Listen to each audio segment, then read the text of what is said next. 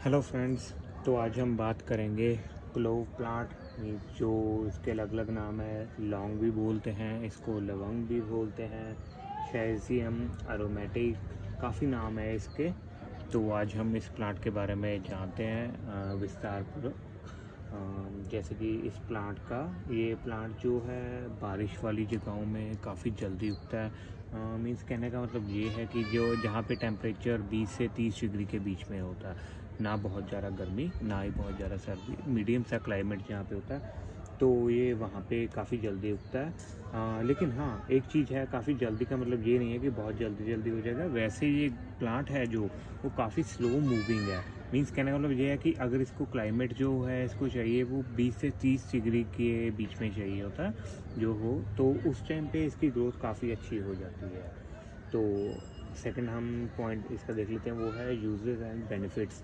तो इसका ऐसे है कि ये आयुर्वेदिक मेडिसिन में यूज़ होता है क्योंकि एंटीसेप्टिक होता है। और ऑरल कैविटी में आपने काफ़ी ज़्यादा टूथपेस्ट की एड्स में भी टीवी में देखा होगा, कोलगेट की या पतंजलि की, जिसमें उन्होंने बोला होता है कि इसमें लौंग का यूज़ किया गया है।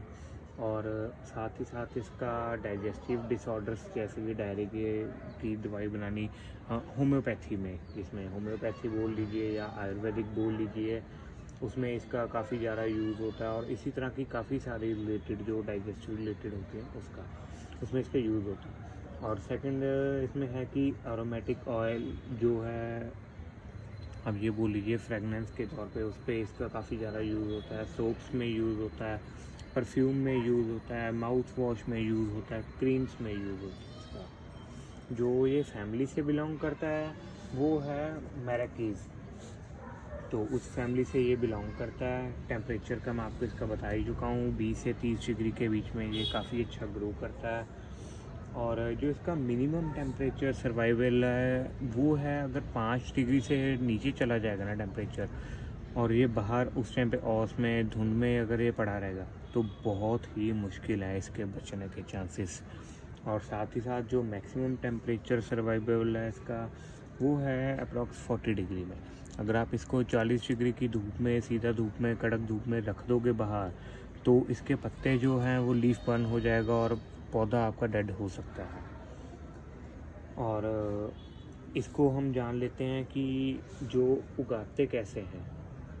इसके 3 मेथड हैं इसको, जो प्रोपगेशन मेथड है इसके। एक तो ये सीड से लगता है। तो सीड में आपको बता दूँ, अगर आप देखोगे ये वाले सीड्स जो हमारे घरों में, पंसारे की दुकान में, किराने की दुकान में मिलते हैं, तो ये इनसे बिल्कुल भी नहीं लगेगा। तो आप प्लीज़ अपना इससे उगाने की कोशिश भी मत करें, टाइम भी मत ख़राब करें। और जो इसके सीड्स होते हैं, जैसे ये फ्लावर्स इसको लगते हैं ना, तो इसको साथ के साथ ही तोड़ लिया जाता है और फिर इसको उसके बाद में धूप में सुखाया जाता है, और फिर ये हमारे घरों तक पहुंचता है उसके बाद। लेकिन इस प्लांट को उगाने के लिए इसको जैसे ही वहाँ से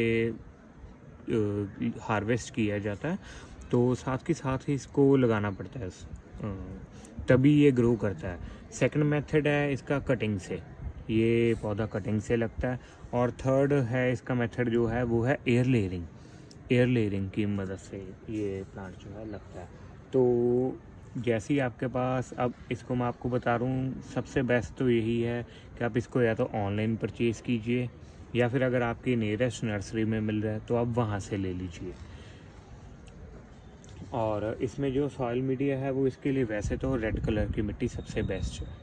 और अगर आपने इसको घर में शौक के तौर पे अपनी कलेक्शन में ऐड करना है, या फिर थोड़े बहुत इसके पत्ते जैसे हम यूज़ कर सकते हैं घर में, चाय बनाने के लिए, सब्जी में डाल सकते हैं, और काफ़ी तरह की चीज़ें, जैसे कि ओरल केयर आप कह लीजिए। अगर आपके दांतों में दर्द है तो इसको पानी में कुछ टाइम के लिए भिगोकर, और आप उससे कुल्ला कर सकते हो गर्म पानी में भिगो के, जिसमें आपको काफ़ी ज़्यादा मदद मिलेगी, इससे दर्द से राहत मिल जाएगी।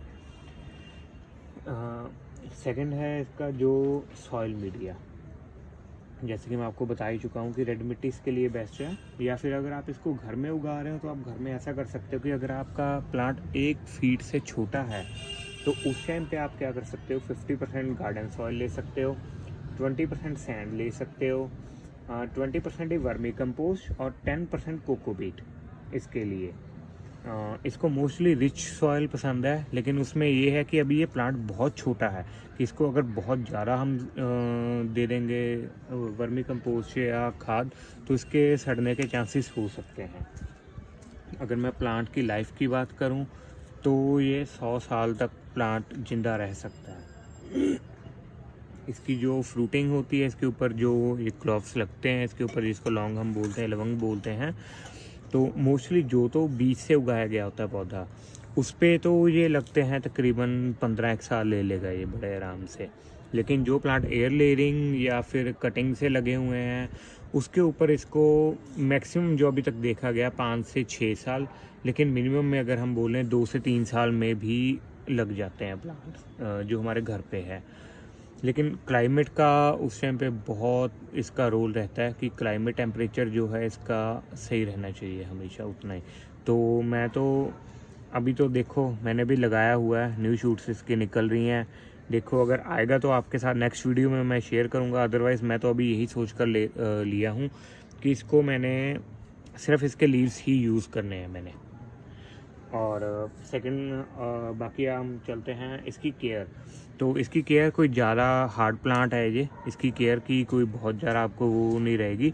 इसमें इतना कर सकते हो आप कि हफ्ते में 2 बार अपने लीव्स के इसके नीचे चेक कीजिए अच्छे से कि कहीं पे भी कोई इंसेक्ट का या पेस्ट का कोई अटैक तो नहीं हुआ है। बस यही इसकी टेक केयर आपको करनी है क्योंकि ये काफ़ी हार्ड प्लांट है। और सेकंड इसमें है पेस्ट सेव के लिए, अगर मान लीजिए आपके प्लांट में लग जाता है पेस्ट कोई भी, तो उसके लिए सबसे बेस्ट मेथड तो यही है हमारा कि नीम ऑयल। आप इसके ऊपर नीम ऑयल का हफ्ते में 1 बार स्प्रे कीजिए। 1 लीटर पानी में तकरीबन 1-1.5 से चम्मच 1 या 2 टीस्पून आप उसमें नीम ऑयल, जो बिल्कुल फ्रेश और बढ़िया नीम ऑयल होता है ओरिजिनल, वो लीजिए और उसमें थोड़ा सा लिक्विड सोप ऐड कीजिए। उसको 1 रात भिगा रहने दीजिए पानी में ताकि वो पूरा डाइल्यूट हो जाए पानी में। देन उसके बाद आप इसकी ऊपर से नीचे तक अच्छे से स्प्रे कर दीजिए। वाटर है जो इसको डेली रूटीन में देना पड़ेगा आपको जब तक तो ये बेबी प्लांट है, तो उस टाइम पे आपको इसको डेली वाटरिंग करनी पड़ेगी इसकी।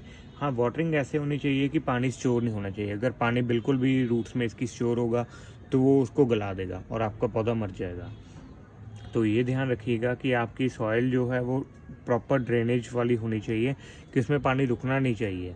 तो डेली इसको वाटरिंग कीजिए। 3 से 4 साल बाद इसको ऐसे हो सकता है कि आप 2 दिन में 1 बार या 3 दिन में 1 बार कीजिए। अब गर्मियाँ जैसे आ चुकी हैं, मई की 4 मई है आज, तो इसमें क्या होगा कि आपको डेली वाटरिंग करनी है। जैसी सर्दियाँ शुरू होने वाली होंगी आप 2 दिन में 1 कर दीजिए। देन उसके बाद इसको क्या कीजिए 3 दिन में 1 बार कर दीजिए, जैसे इसकी बड़ा होता जाएगा। सनलाइट है अगर मैं इसको बोलूँ तो इसको आप इन दिनों में, गर्मियों के दिनों में, पार्शली शेडेड एरिया, जैसे कि मैंने अभी तो आपको दिखाने के लिए ये बाहर निकाला हुआ, लेकिन मैंने अपने करेले की बेल के नीचे इसको रखा हुआ है, जिससे होता क्या है कि इसके पास काफ़ी कम धूप पहुंचती है। ये कह लीजिए 50% पार्शली शेडेड एरिया, ऐसे हम बोल देते हैं ना, नेट आता है हमारा 50% वाला, तो वो उसमें मतलब इतनी इसमें धूप आनी चाहिए, तो ये बेस्ट रहेगा। बाकी खाद है इसमें आप ये कह लीजिए कि 1 मुट्ठी खाद आपको इसमें 1 या 2 हफ्ते में 1 बार देनी है, क्योंकि अभी पौधा हमारा बहुत छोटा है। अगर इसको ज़्यादा खाद देंगे तो उसमें इसके सर्वाइव करने के चांसेस बहुत ज़्यादा कम हो जाएंगे। जैसे जैसे आपका पौधा बढ़ता जाए, आपको दिखता जाए कि लीव्स आ रहे हैं, इसकी ग्रोथ अच्छी हो रही है, तो आप उस हिसाब से इसकी खाद की जो क्वांटिटी है वो भी बढ़ा सकते हैं। और फ्रेंड्स, आई होप आपको मेरी वीडियो और मेरी नॉलेज इसके बारे में जो मैंने आपके साथ शेयर की आपको अच्छी लगी होगी। अगर आपको अच्छी लगी तो आप प्लीज़ लाइक कीजिए। अगर आपको कुछ और भी इसके बारे में पूछना है तो आप कमेंट्स कर सकते हो, और कमेंट्स में मेरे से पूछ सकते हो मतलब, और अपनी राय कमेंट्स में दे सकते हो कि आपको मेरी वीडियो कैसी अच्छी लगी। और प्लीज़ चैनल को सब्सक्राइब करना मत भूलिएगा। Thank you.